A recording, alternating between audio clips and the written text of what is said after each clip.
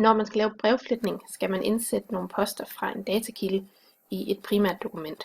I det her tilfælde der er det primære dokument jeres nytårshilsen til jeres kunder, og datakilden det er jeres database over kunderne.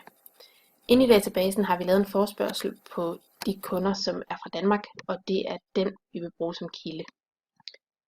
For at lave brevfletningen går man ind i det primære dokument, og så går man op under forsendelser. Inde under forsendelser, der vælger man modtagere, og vi vælger at bruge en eksisterende liste. Listen den finder man så herover.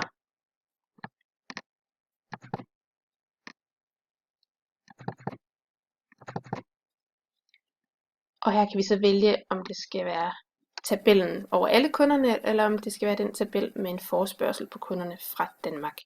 Og vi vælger forespørgselen på kunderne fra Danmark og trykker OK. Så skal man vælge, hvilket felt man kunne tænke sig at brevflette. I det her tilfælde, der vil vi gerne have fornavnene sat ind. Så vi går op i Indsæt, Fletfelt og vælger fornavn.